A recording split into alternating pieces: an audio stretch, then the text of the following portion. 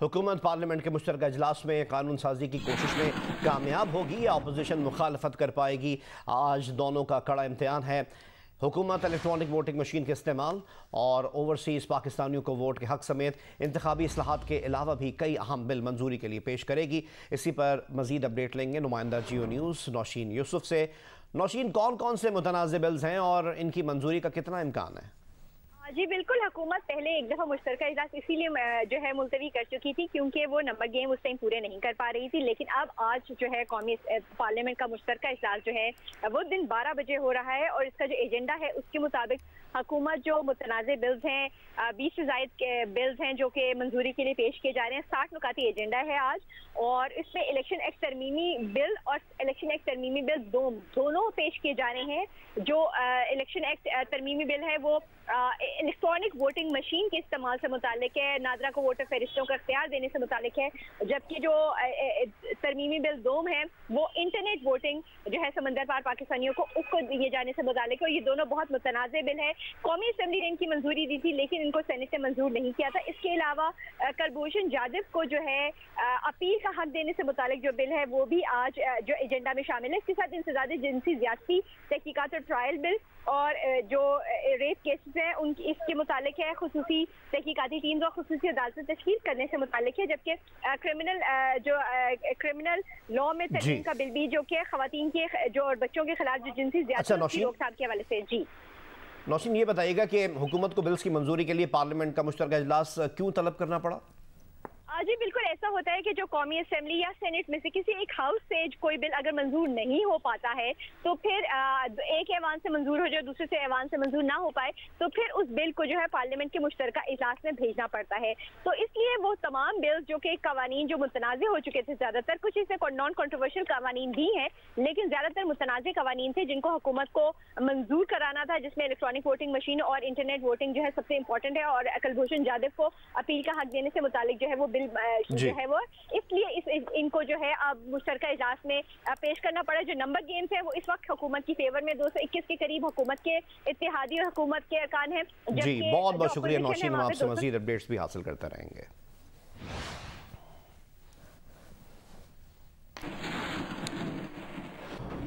कौमी असम्बली और सेनेट में हुकूमत और इत्तेहादियों की तादाद 221 है जबकि मुत्तहदा अपोजिशन की तादाद 213 है।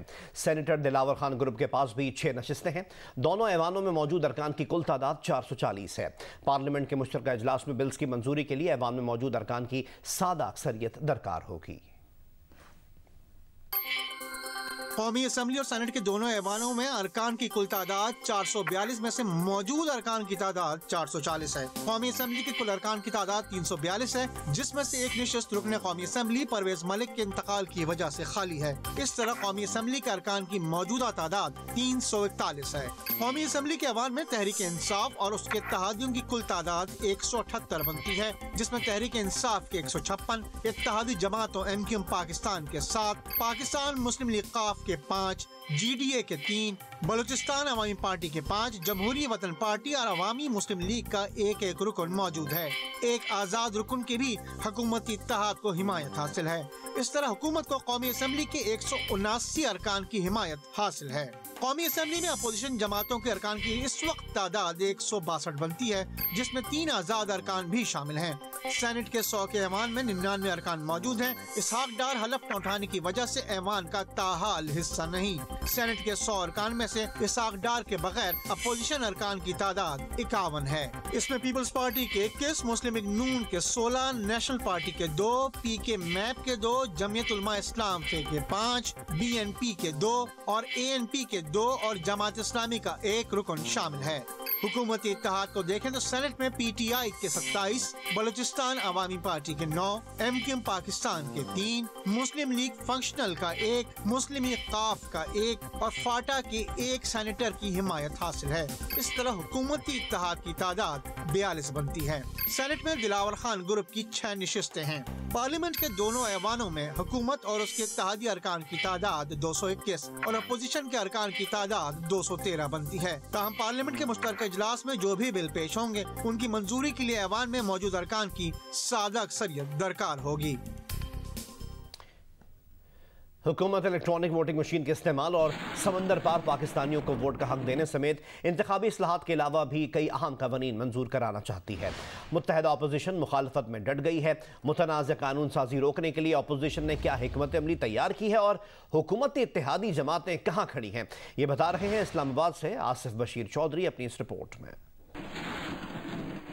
पार्लियामेंट के मुश्तरका इजलास में हुकूमत आम इंतखाबात में इलेक्ट्रॉनिक वोटिंग मशीन के इस्तेमाल और नैब के हवाले से कानून साजी अददी अक्सरियत की बुनियाद पर करने के लिए तैयार। अपोजिशन रास्ता रोकने के लिए पुरअज़्म। हुकूमती इत्तेहादी जमातों की जानिब से हुकूमत के अलावा मुबैना तौर पर अपोजिशन को भी ताउन की यकीन दहानी कराई गई है। इस सूरत हाल में हुकूमत और अपोजिशन रहनुमा अपनी अपनी कामयाबी के मुतज़ाद दावे कर रहे हैं, लेकिन ये तो वाज़ेह है कि कानून साजी की कामयाबी या नाकामी की कुंजी हुकूमती इत्तेहादी जमातों के हाथ में है। पार्लियामेंट के मुश्तरका इजलास से एक रोज कबल पाकिस्तान मुस्लिम लीग नून के सदर और कायदे हिज़्ब इख्तिलाफ मियां शहबाज शरीफ ने मंगल को अपने चैम्बर में मुत्तहिदा अपोजिशन के रहनुमाओं से अहम मुशावरत की। सैयद खुर्शीद शाह, यूसुफ रजा गिलानी, मौलाना असद समेत दीगर रहनुमा इस मुशावरत में शरीक हुए। मुत्तहिदा अपोजिशन ने पूरी कुव्वत से हुकूमती कानून साजी का रास्ता रोकने का फैसला किया है। तमाम अपोजिशन अरकान को पार्लियामान में हाजिरी यकीनी बनाने की हिदायत की गई है और अपोजिशन जमातों के पार्लिमानी लीडर अपने अपने अरकान की हाजिरी के जिम्मेदार होंगे। मुत्तहिदा अपोजिशन के वफ्द ने स्पीकर कौमी असम्बली से भी मुलाकात की और शिकवा किया कि आपकी दावत पर अपोजिशन ने मुतनाज़े कवानीन पर बातचीत का आगाज किया,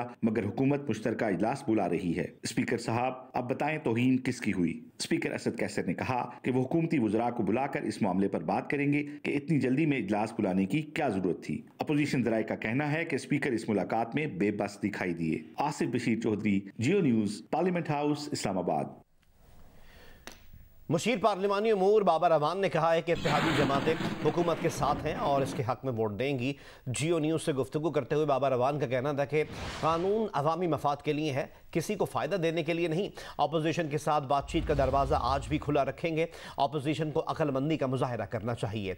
बाबर अवान का मजीद कहना था कि आई वोटिंग और वोटिंग मशीन से मुतालिक बिल भी मुश्तरका इजलास में पेश किए जाएंगे। FATF से मुतालिक बिल, एंटी रेप बिल भी मुश्तरका इजलास में पेश किया जाएगा। बाबर अवान का कहना था कि बैनुल अक़वामी अदालत के फैसले की तामील के तहत कुलभूषण मामले पर बिल भी पेश किया जाएगा।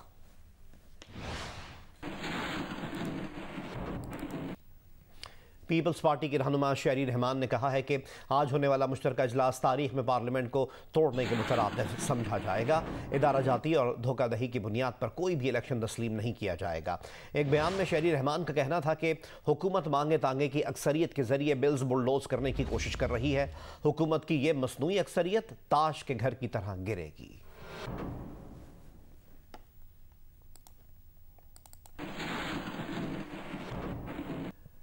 वज़ीर आज़म इमरान खान से पार्लियामेंट हाउस की राहदारियों में सहाफ़ियों ने सवाल किया कि मुश्तरका इजलास के लिए आप कितने पुरुमीद हैं। वज़ीर आज़म ने जवाब दिया कि स्पोर्ट्समैन जब ग्राउंड में कदम रखता है तो हमेशा समझता है कि वो जीतेगा। स्पोर्ट्समैन होता ना, वो जब कदम रखता ना ग्राउंड में तो वो हमेशा समझता वो जीतेगा। जो स्पोर्ट्समैन होता ना, वो जब कदम रखता ना ग्राउंड में तो वो हमेशा समझता वो जीतेगा। नून लीग के सीनियर रहनुमा राना सनाउल्लाह का कहना है कि आज पार्लियामेंट के मुश्तरका इजलास में अपोजिशन का नंबर पूरा होगा। प्रोग्राम आज शाहज़ेब खानज़ादा के साथ में गुफ्तगू करते हुए उनका मजीद कहना था कि हम इत्तेहादियों और तहरीक इंसाफ के अरकान से भी राब्ते में हैं। मजीद कहा कि हुकूमत ने अपने इत्तेहादियों से वादे तो कर लिए हैं, लेकिन 2 हफ्ते या महीने बाद हुकूमत और इत्तेहादियों के दरमियान दोबारा तमाशा होगा, क्योंकि वादे जो किए हैं वो पूरे नहीं होंगे। हमारा नंबर जो है वो हमने पूरी मेहनत की है। इससे पहले भी हमारा नंबर जो है उसको हमने पूरा किया था, और जब हुकूमत जो है वो अपना नंबर पूरा ना कर सकी और भाग गई, इंशाअल्लाह ताला हमारा जो है वो नंबर पूरा होगा। और उसके अलावा जो ऐसे लोग हैं जो हमारे साथ वो इत्तेहादियों में से हैं या PTI के अरकान हैं जो जमहूरियत के ऊपर यकीन रखते हैं, उनके साथ हमारी ये बात। हुकूमत मुखालिफ इत्तेहाद PDM आज कोयटा में पावर शो करेगा। महंगाई के खिलाफ अयूब स्टेडियम से रैली निकाली जाएगी। ईदी चौक पर जलसा होगा। इंतजामात की तफसीलात बताएंगे कोयटा से जियो न्यूज़ के नुमाइंदे शहाब उमर। पीडीएम की जानिब से महंगाई के खिलाफ मुल्कगीर एहतजाज के सिलसिले में आज क्वेटा में एहतजाजी रैली निकाली जाएगी और जलसे का इनेकाद किया जाएगा। रैली और जलसे के हवाले से जो इंतज़ामात हैं वो किए गए हैं। जो रैली है वो दोपहर 12 बजे अयूब स्टेडियम से निकलेगी। शहर के मुख्तलिफ शहरों से होते हुए इस वक्त जहाँ पे मौजूद हूँ ईदी चौक, यहाँ पे पहुँचेगी ज़रगुर रोड पे और इख्तिताम पजीर होगा, जिसके बाद यहाँ पे जलसे का इनेकाद किया जाएगा, जिसमें जो पीडीएम के जो कायदीन हैं वो इस जलसे से खिताब करेंगे। इस हवाले से जो जलसगाह है यहाँ पे तकरीबन तैयारियों को हतमी शक्ल दे दिया गया है। जो कायदीन है मौलाना फजल रहमान यहाँ पे पहुँचे हुए हैं, क्वेटा में हैं और आज इस रैली की क़यादत करेंगे।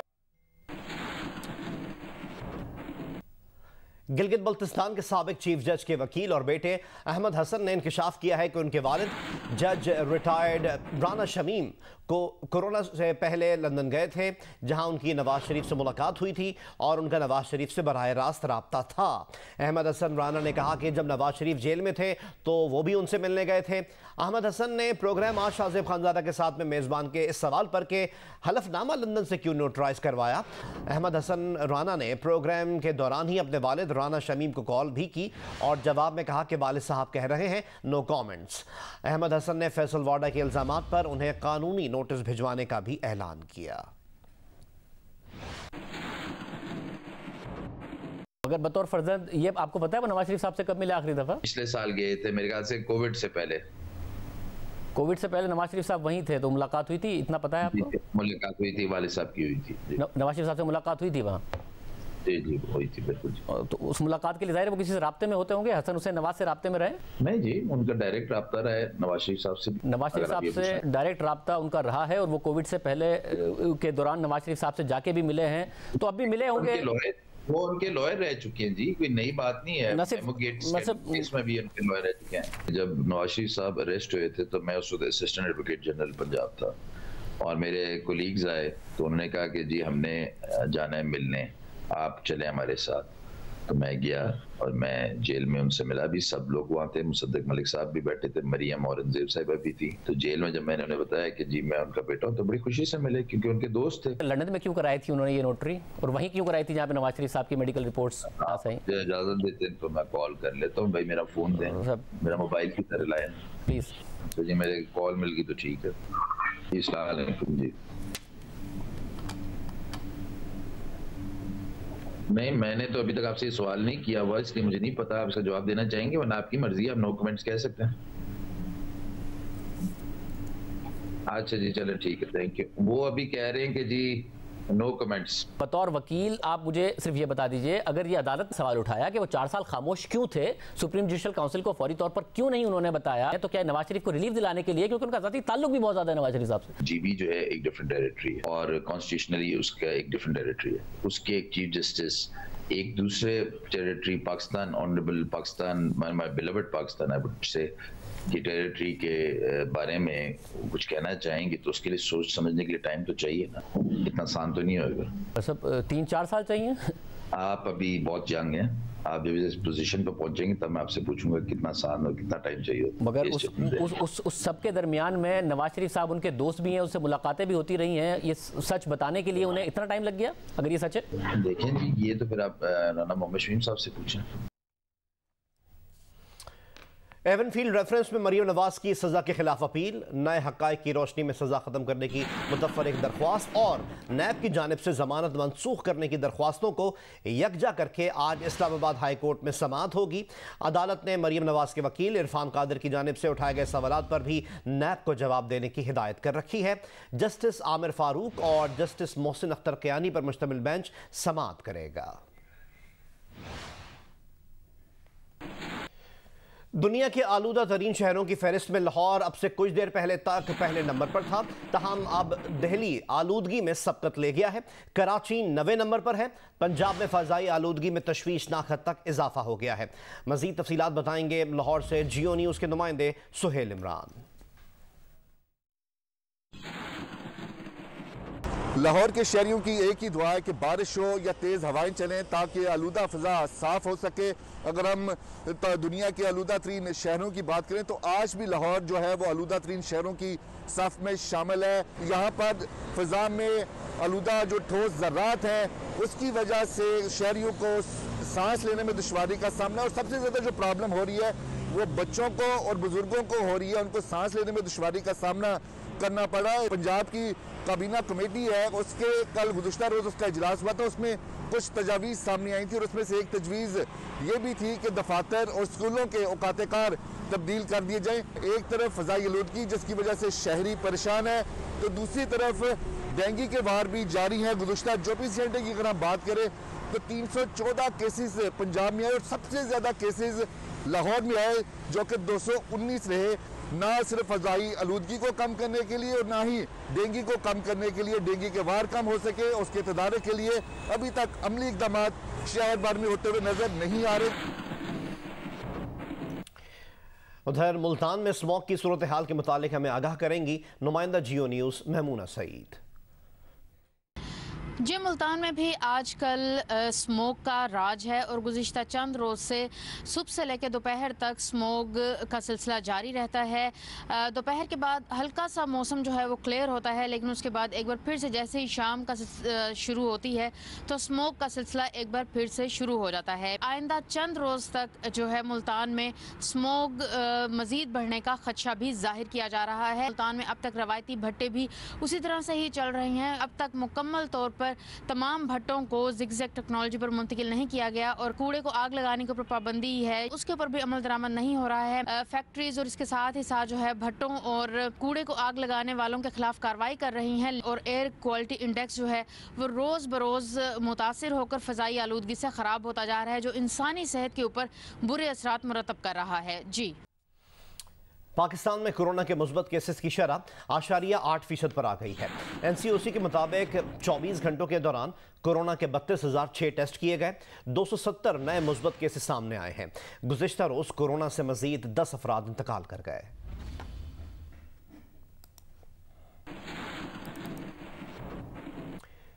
कराची की सदर कोऑपरेटिव मार्केट में आग लगने के वाक़े का मुकदमा दर्ज कर लिया गया। FIR में खदशा ये जाहिर किया गया है कि मार्केट में आग नामालूम अफराद ने जानबूझकर लगाई। तफसीलात बताएंगे नुमाइंदा जियो न्यूज़ ज़ीशान शाह। जी बिल्कुल, इतवार के रोज सदर में वाक़ कोऑपरेटिव मार्केट में लगने वाली आग पर 12 घंटे बाद काबू पा लिया गया था। ताहम कूलिंग का अमल गुज़िश्ता रोज तकरीबन शाम 3 से 4 बजे के दरमियान खत्म किया गया है। इस हवाले से एडमिनिस्ट्रेटर कराची के अहकामात पर यहाँ पर एक फायर टेंडर यहाँ पे और अमले समेत तैनात की गई है जो कि अभी भी मौजूद है। फायर ब्रिगेड की जानिब से इस बात की तसल्ली कर ली गई है कि कूलिंग का अमल मुकम्मल हो गया। दूसरी जानिब मार्केट की एसोसिएशन की जानिब से जो सदर है उनकी जानिब से गुज़िश्ता रोज पीडी थाने में मुकदमा दर्ज करा दिया गया। पूरे वाक़े का मुकदमा नामालूम अफराद के खिलाफ दर्ज कराया गया है, जिसके अंदर मौक़िफ़ इख्तियार किया गया है कि तकरीबन 4 बजे के करीब कुछ बिजली का काम हुआ था। तो इस हवाले से उनका इल्ज़ाम है कि नामालूम अफराद ने यहाँ पे तखरीबकारी करने की कोशिश की है। पेशावर समेत पूरे खैबर पख्तूनख्वा में ज़रई अराजी पर धड़ाधड़ रिहायशी कॉलोनीज तामीर की जा रही हैं, जिससे आइंदा चंद सालों में सूबे में ज़रई पैदावार मजीद कम होने का खदशा है, जबकि कई रिहायशी सोसाइटीज़ की NOC ही नहीं है। हमें रिपोर्ट करेंगी नादिया सुबूही। खैबर पख्तूनख्वा में अनाज उगाने वाले खेत खलियान कंक्रीट से बनी मजबूत इमारतों में तब्दील हो रहे हैं। सूबे की बढ़ती आबादी और नाकिस मनसूबाबंदी के बायस गैर कानूनी हाउसिंग सोसाइटीज और कमर्शियल प्लाजे ज़रई अराजी का बड़ा हिस्सा निकल रहे हैं। 2 करोड़ 51 लाख एकड़ रकबे पर मुहित सूबे की सिर्फ 18% अराजी काबिल काश्त है, जो सूबे की ग़िज़ाई अनाज की जरूरत पूरी करने के लिए कम है, जिसके बायस खैबर पख्तूनख्वा को ग़िज़ाई जरूरत पूरा करने के लिए दूसरे सूबों पर इन्हिसार करना पड़ता है। हम पख्तूनख्वा में अपने रिक्वायरमेंट के हवाले से अपना जो है वो खुराक पूरा नहीं कर रहे, तो जब हमारी ज़रख़ेज़ ज़मीन हाउसिंग सोसाइटीज़ के अंदर आएगी तो फिर तो और भी ज़्यादा किल्लत पैदा होगी। पेशावर, चारसदा, मर्दान समेत खैबर पख्तूनख्वा के मुख्तलिफ अजला में ज़रई अराजी पर रिहायशी सोसाइटीज़ की तादाद में मुसलसल इजाफा हो रहा है। कुछ सालों के दौरान पेशावर में 156 हाउसिंग सोसाइटीज़ कायम की गई हैं, जिनमें से 70% से ज्यादा गैर कानूनी हैं, जिससे ऐसी हाउसिंग सोसाइटीज़ में सरमायाकारी करने वाले परेशान दिखाई देते हैं। चूँकि हम गरीब लोग हैं, मुतवसत लोग भी सफ़ेदपोश लोग हैं, तो हम चंद अपनी इज़्ज़त की खातिर किस्तों पर वो प्लाट ले लेते हैं। हमें जब प्लाट की कीमत हम अदा करते हैं, उन लोगों से डिमांड करते हैं कि हमें जगह अलाट की जाए ताकि हम वहाँ तामीर करें, तो वहाँ जब मौके पे जाते हैं कुछ भी नहीं होता। प्लाटिंग जितने भी लोग कर रहे हैं ना, ये ज़्यादातर असर रसूख वाले हैं, इनकी पावर बहुत ज़्यादा है। और जब ख़रीदने वाला गरीब प्लाट ख़रीद लेता है, तो जब कुछ किस्तें उसने अदा की होती हैं, कुछ रहती हैं, जाता है जगह पे तो पार्टी भी नहीं है और पैसे भी उस गरीब ने दिए होते हैं। सूबाई हुकूमत ने ज़रूरी रकबे को महफूज बनाने और गैर कानूनी हाउसिंग सोसाइटीज़ के क़याम की रोकथाम के लिए कानून साजी कर ली है। कानून की खिलाफ वर्जी करने वालों को 1 करोड़ रुपए तक जुर्माना या 3 साल कैद की सज़ा दी जा सकेगी। तमाम गैर कानूनी सोसाइटीज़ जो है उनकी तफसीलात नैब को हवाले कर दी है कि जो ज़रूरी ज़मीनों पर बने हुए हैं या जो मुकर्ररा तादाद से कम है, सबसे जो बुनियादी इशू है वो ज़रूरी ज़मीनों का है। हाउसिंग सोसाइटीज़ के हवाले से क़वानीन बिल्कुल वाज़ेह हैं, इस हवाले से जो भी गैर कानूनी है उसके ऊपर क्रैकडाउन हुआ। ज़रूरी माहिरीन ने खबरदार किया है कि अगर हुकूमत ने कानून साजी पर अमल दरामद न करवाया तो सूबे का ज़रूरी अजनास की ज़रूरियात पूरी करने के लिए दूसरे सूबों पर इन्हिसार मजीद बढ़ जाएगा। खैबर पख्तूनख्वा हुकूमत ने 118 गैर कानूनी तामीराती कंपनियों को नोटिस जारी कर दिए हैं, जबकि 80 से ज़्यादा ऐसी कंपनियों के मुतल्लिका थानों को हिदायत की है कि उनके खिलाफ FIR फौरी तौर पर दर्ज की जाए। कैमरामैन फजल हुसैन सैयद, तारिक अली, नज़र अली और शाहिद अहमद के साथ नादिया सबूही, जियो न्यूज़, पेशावर। जिला घोटकी की शुगर मिल्स में क्रशिंग का आगाज़ नहीं हो सका, जिसके बायस काश्तकारों को गन्ने की फ़रोख्त में मुश्किलात का सामना है। मज़ीद हमें आगाह करेंगे मलिक असलम। ज़िला घोटकी में गन्ने की शुगर मिलों की चिमनियां अभी तक नहीं जलाई जा सकी हैं, जिसकी वजह से गन्ने की ख़रीद शुरू नहीं हो सकी है, जिसकी वजह से यहाँ के गन्ने के काश्तकारों को गन्ने के फ़रोख्त में मुश्किलात का सामना है और वो ज़ेरी सिंध जो है वो गन्ना फ़रोख्त करने पर मजबूर हैं। यहाँ के किसानों ने आला हकाम से मुतालबा किया है कि शुगर मिल इंतज़ामिया ने नवंबर के पहले हफ्ते में शुगर मिलें चलानी थी, मगर अभी तक नहीं चलाई हैं, जिसे फौरी तौर पर चलाई जाएँ। जबकि दूसरी जानिब शुगर मिल इंतज़ामिया का कहना है कि शुगर मिलों की चलाने की तैयारियाँ मुकम्मल कर ली गई हैं और ज़िला घोटकी की 5 शुगर मिलों को जल्द चला दिया जाएगा। दीगर खबरें शामिल कर रहे हैं। आपको बताएं कि वज़ीर इत्तलात फवाद चौधरी ने कहा है कि उन्होंने इलेक्शन कमीशन में बयान जमा करवा दिया है। उन्होंने कहा कि मैं वकील हूं और एक वकील जुडिशल इदारों के साथ बना कर रखता है। आज शाहज़ेब खानज़ादा के साथ में गुफ्तगू करते हुए उन्होंने कहा कि मैं इस बखेड़े में नहीं पड़ना चाहता, अब ये इलेक्शन कमीशन पर है कि वो मेरे बयान को कैसे देखता है।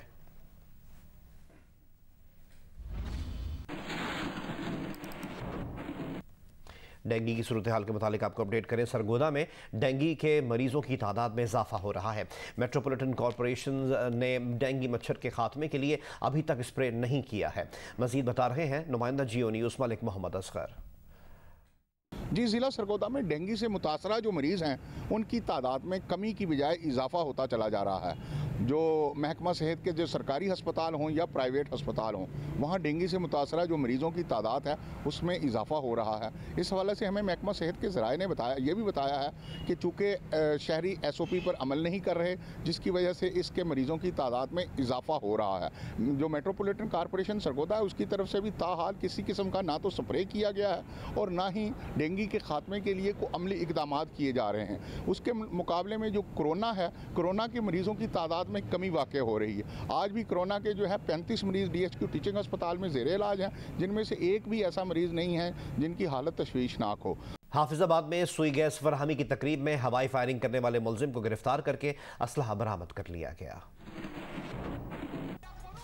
पुलिस के मुताबिक ये वाक़या 2 रोज़ कबल मत्तेकी में पेश आया। सुई गैस फराहमी की इफ्तिताही तकरीब में एक शख्स ने हवाई फायरिंग की। पुलिस ने मुलजिम को गिरफ्तार करके मुकदमा भी दर्ज कर लिया है। मुलजिम से असलहा भी बरामद कर लिया गया।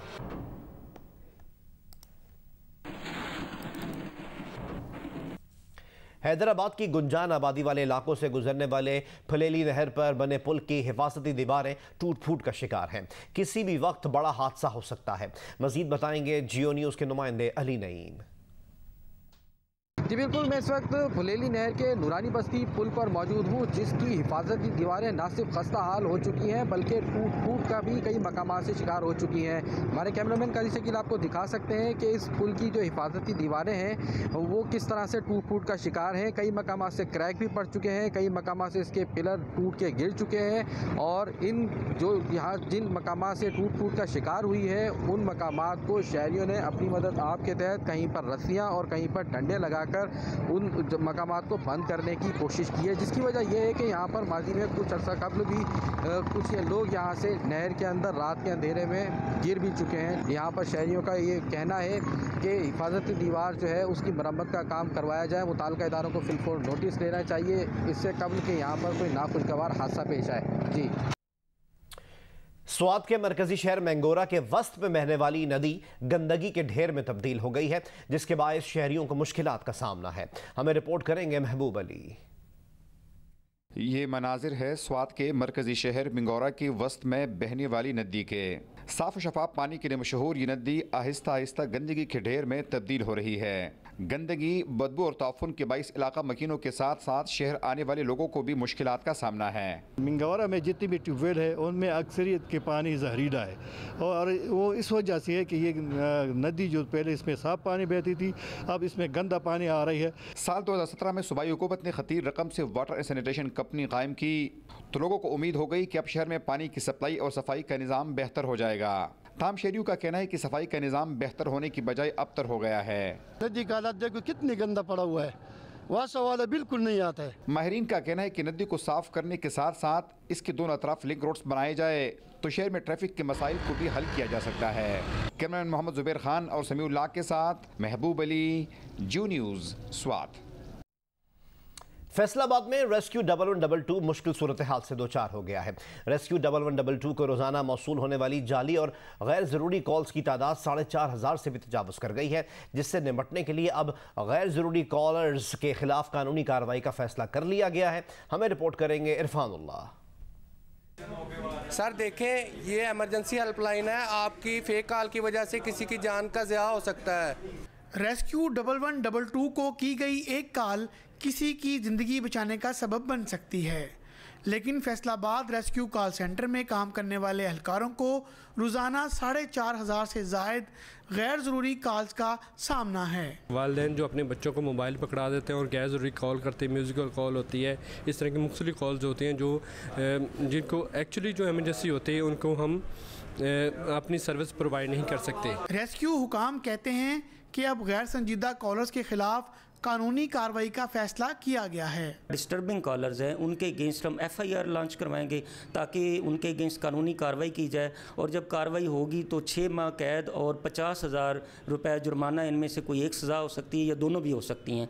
रेस्क्यू 1122 को गैर ज़रूरी कॉल्स करने वालों की तादाद में इजाफा इंतहाई तशवीशनाक अमर है, जिसकी हौसला शिकनी के लिए कानूनी कार्रवाई करना नागुज़ीर हो चुका है। कैमरा टीम के साथ इरफानुल्लाह, जियो न्यूज़, फैसलाबाद। वज़ीर दाखिला शेख रशीद अहमद के भाई शेख रफ़ीक इंतकाल कर गए हैं। मरहूम लाला शेख रफ़ीक कमर शेख रशीद के बड़े भाई थे। मरहूम लाला शेख रफ़ीक कमर की नमाज जनाजा आज शाम 6 बजे कोट राधा किशन में अदा की जाएगी। अब से कुछ देर पहले वज़ीर दाखिला शेख रशीद अहमद ने सोशल मीडिया के ज़रिए आगाह किया है कि उनके भाई शेख रफ़ीक इंतकाल कर गए हैं।